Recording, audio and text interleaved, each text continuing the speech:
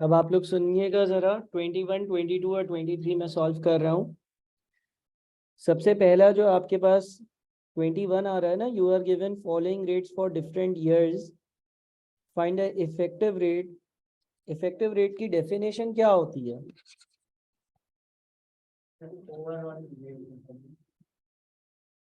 Effective rate की definition ये होती है कि एक ऐसा सालाना एनुअल रेट हो जो सेम रिजल्ट देगा। यहाँ पर क्या है, यहाँ पर वो बोलता है कि मैं अगर कुछ पैसे इन्वेस्ट करूंगा तो पहले साल 8%, फिर 9% और फिर 10% रिटर्न आएगा। ठीक है, अब कोशिश इस चीज की करना कि कंप्लीट बात सुनो फिर सवाल पूछो। सही है ना? अगर लेट से 2013 में मैं 100 रुपये जमा करवाता हूँ और पहले साल अगर 8% का इंटरेस्ट मिलता है तो एक साल बाद 100 रुपये कितने हो जाएंगे? 108 हो जाएंगे।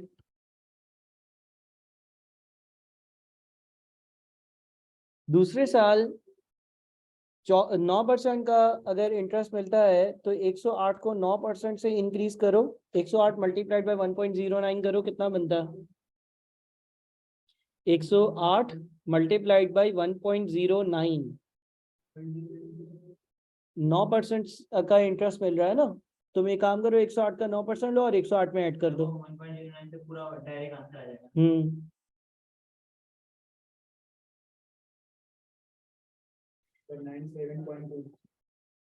बेटा 108 मल्टीप्लाइड बाई 1.09, 117.72। उसके अगले साल 10% इंटरेस्ट मिल रहा है तो ये 117.72 होगा, या तुम कह रहे हो 11.72? 1177.2। बेटा 108 को अगर 9% से इंक्रीज करेंगे,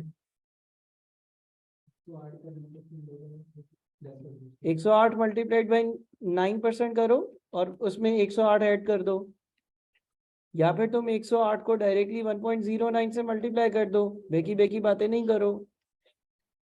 अरे यार तू इधर आ, तू इधर आ, दिखा आंसर क्या है, दिखा इधर लेकर आ कैलकुलेटर। यार खुद सोच यार, 108 को अगर 9% से इंक्रीज करूंगा तो 1117 रुपए कैसे हो जाएंगे? एक चीज 108 रुपए की है, 9% महंगी होगी तो 1000 और कुछ की हो जाएगी क्या? कुछ गलती की होगी ना तुमने टाइप करने में। अब 117.72 को 10% से इंक्रीज करो, 117.72 को 10% से इंक्रीज करो, 120।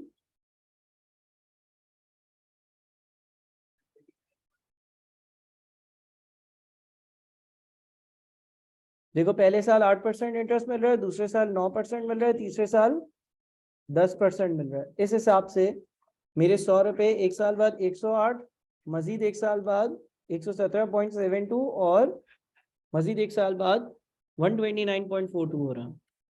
इफेक्टिव रेट या इफेक्टिव एनुअल रेट एक ऐसा रेट होता है जो आपको सेम रिजल्ट देता मगर हर साल सेम होता। यानी कि कौन सी ऐसी परसेंटेज हो जो मेरे 100 को 3 साल बाद 129.492 ही कर देगी। लेकिन ऐसा नहीं हो कि किसी साल 8%, किसी साल 9%, किसी साल 10%, सेम परसेंटेज। अगर कोई ऐसी पर्टिकुलरली सेम परसेंटेज होती जो यही रिजल्ट बनाकर देती तो वो क्या परसेंटेज होती?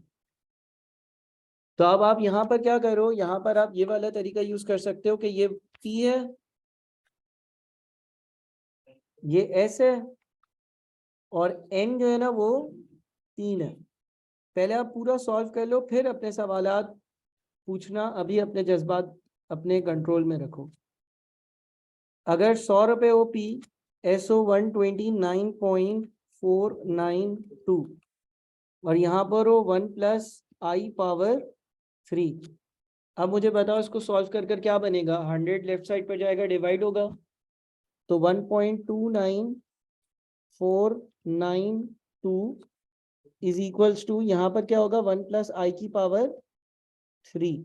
3 लेफ्ट साइड पर जाएगा तो रूट क्यूब रूट होगा, बताओ 0.089। फाइनल आंसर है।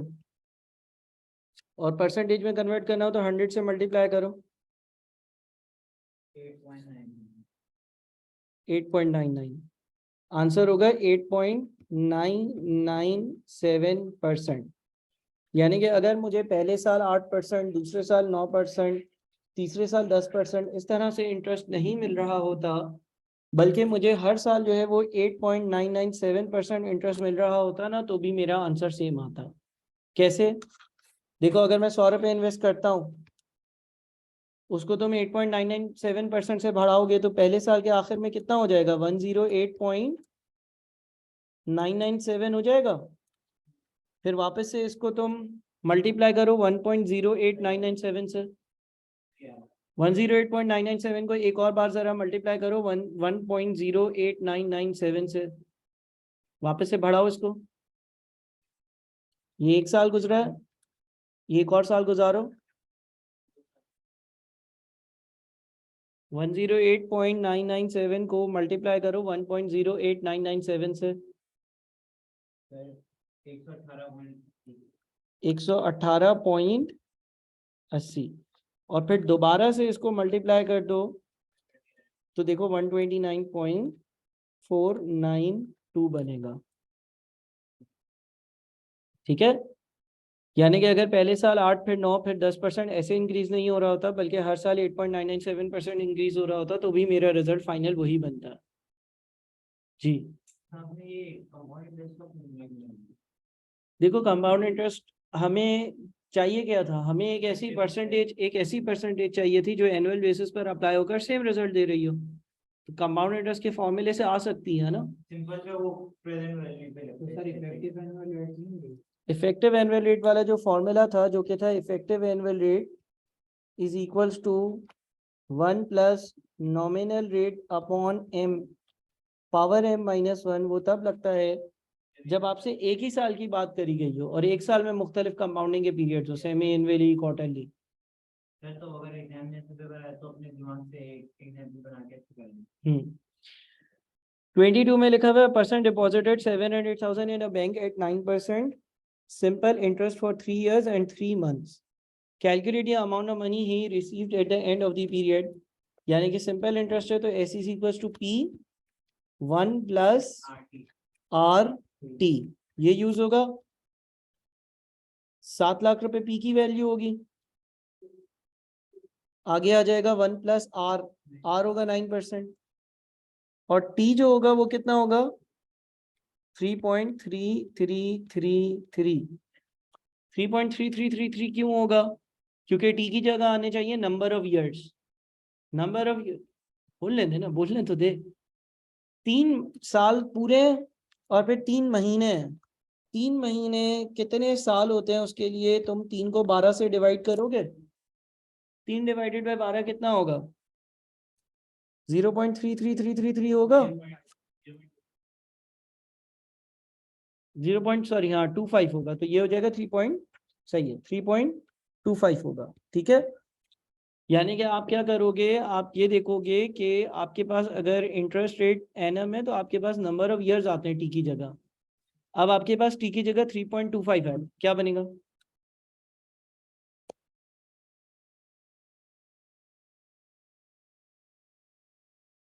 क्या बन रहा है? 904750। ठीक है,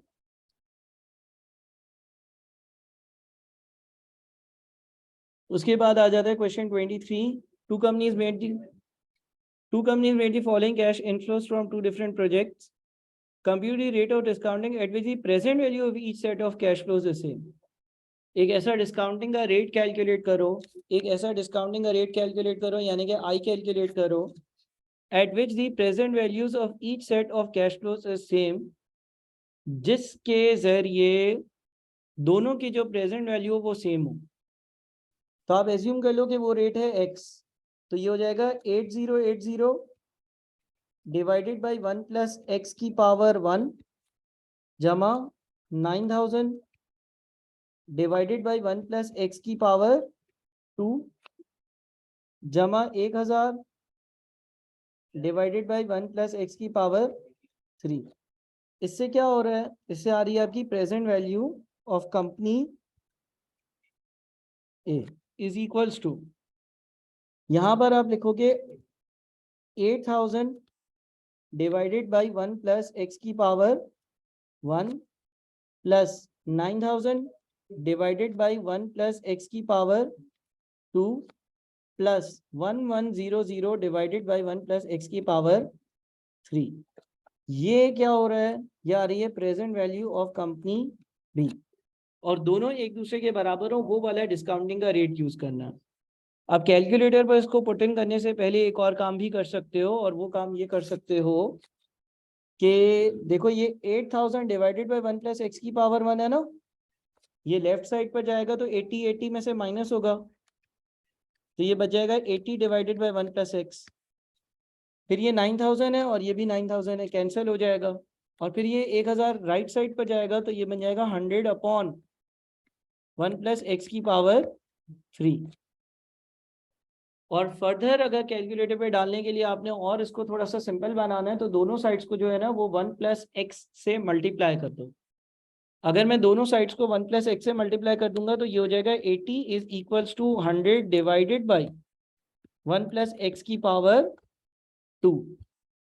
और अगर और सिंपल करना है तो क्रॉस मल्टीप्लाई कर दो, तो ये हो जाएगा 80 मल्टीप्लाइड बाई 1 प्लस एक्स की पावर 2 इज इक्वल्स टू 100, है ना। यहाँ पर मैंने दोनों साइड्स को 1 प्लस एक्स की पावर 1 से मल्टीप्लाई किया ताकि 80 से नीचे से 1 प्लस एक्स हट जाए, और दूसरी जगह पर 1 प्लस एक्स की पावर जो 3 है वो 1 प्लस एक्स की पावर 2 हो जाए।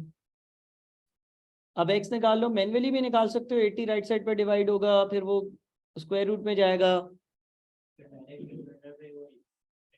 हाँ कर दो, बताओ कितना आता है। 0.1180, एक मिनट में चेक कर रहा हूँ। हाँ बिल्कुल सही है, यानी कि 11.8% मेरा आंसर होगा। कंपनी ईयर 1 की जो है हम डिस्काउंट करेंगे तो वो ईयर 0 पे लेके आएंगे ना। हाँ तो एक साल पीछे आएंगे तो 1 लिखेंगे।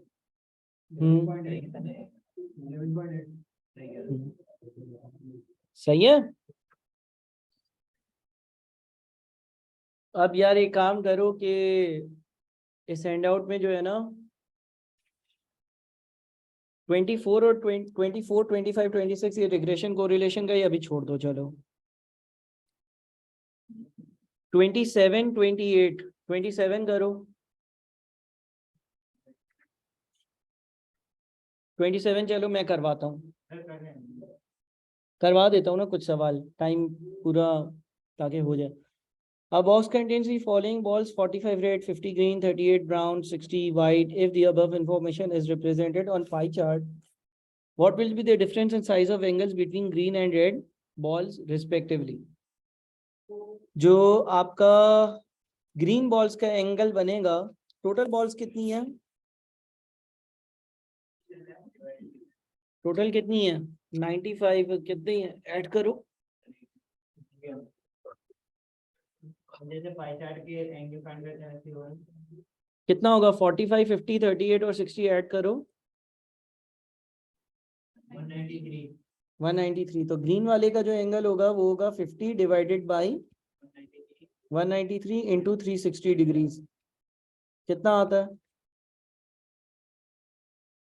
और रेड वाले का हो जाएगा 45 डिवाइडेड बाई 193 इंटू 360।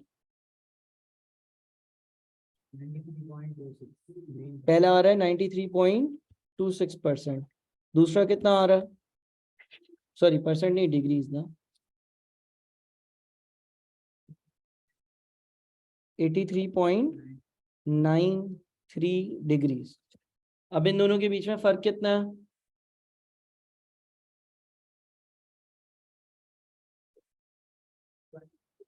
9.32 डिग्रीज का फर्क है, ये उसने पूछा था, ठीक है। फिर 28 में लिखा हुआ है in a box and whisker plot how much area is covered in the box. Box and whisker plot में जो बॉक्स होता है उसमें कितना एरिया कवर हुआ होता है? 50% ना। जो बॉक्स होता है वो लोअर क्वार्टाइल से शुरू होता है और अपर क्वार्टाइल पर खत्म होता है, यानी कि 25% से शुरू होता है और 75% पर खत्म होता है, तो 50% कवर करता होगा। 29 पुराने सिलेबस में था, एएफसी में, पीआरसी में नहीं है। 30 एक मिनट ऊपर करूं।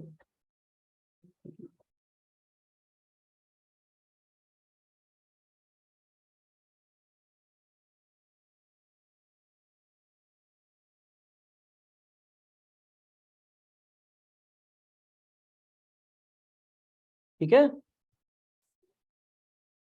30 which line shows negative slope? किस लाइन का स्लोप नेगेटिव है? ये वाली GH। जी एक मिनट, क्या भैया अपवर्ड स्लोपिंग है, ये पैरेलल टू एक्स एक्सिस है, ये पैरेलल टू वाई एक्सिस है।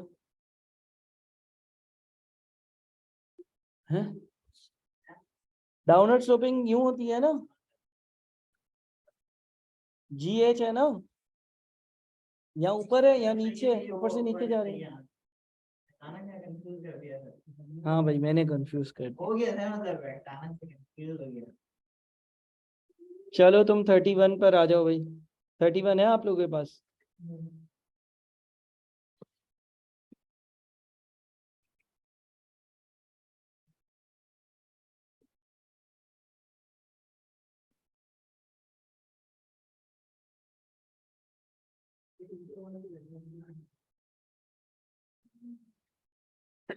31 what is shown by the following diagram?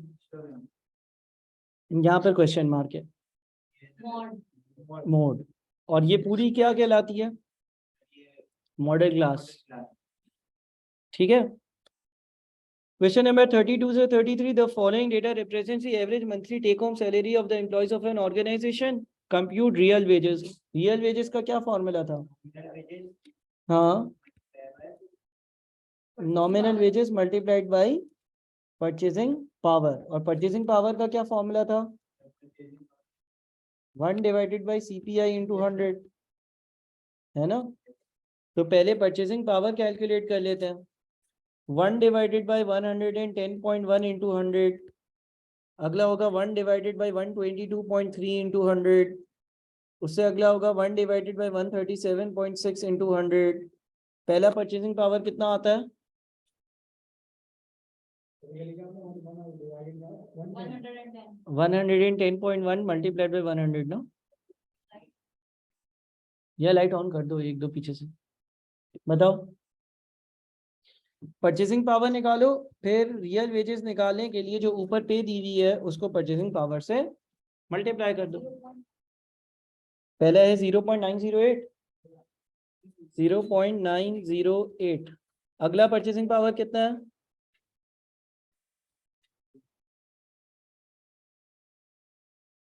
अगला अगला परचेसिंग पावर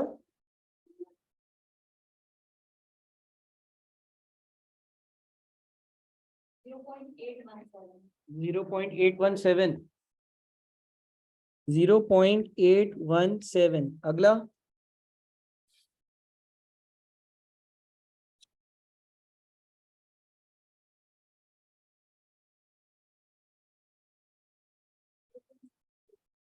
0.726। अब रियल वेजेस कैसे निकालेंगे? Purchasing power multiplied by nominal wages. बताओ।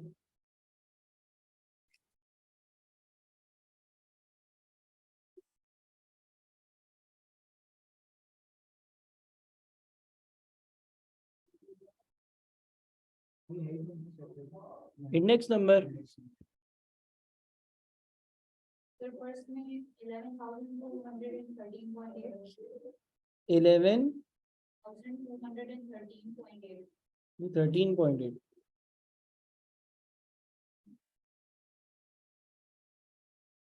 अगला बताओ।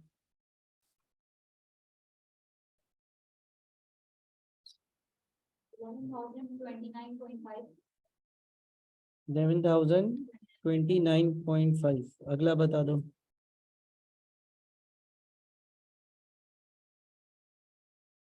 $10,744.8. 10,744.8। उसके बाद जी हाँ कर दो। अगला है compute the amount of pay needed in 2006 to provide buying power equal to that enjoyed in 2005।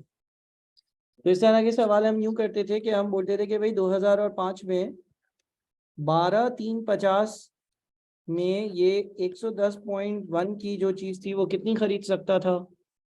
याद आया? 12,350 इसकी सैलरी थी और एक चीज 110.1 की थी, तो कितने यूनिट्स खरीद लेता था? 112.7 यूनिट्स खरीद लेता था। अब 2006 में ये चीजें 122.3 की हो गई हैं और इसको अगर 112.17 चीजें ही खरीदनी हो तो इसकी तनख्वाह कितनी होनी चाहिए?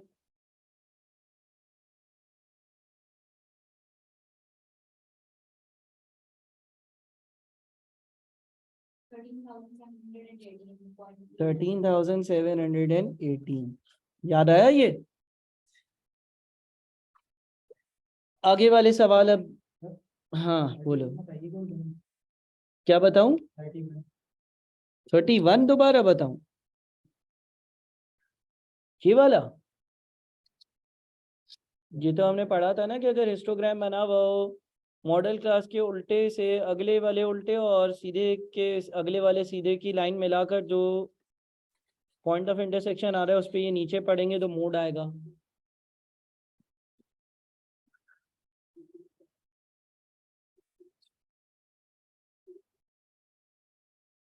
सही है? कोई मसला है? आगे करवाऊं या कर लोगे घर पर? 6-7 सवाल बाकी रह गए इसके। 6-7 सवाल बाकी रह गए, वो आप लोग खुद कर लेना। एक बार ट्राई कर आ जाना, फिर मुझसे पूछ लेना।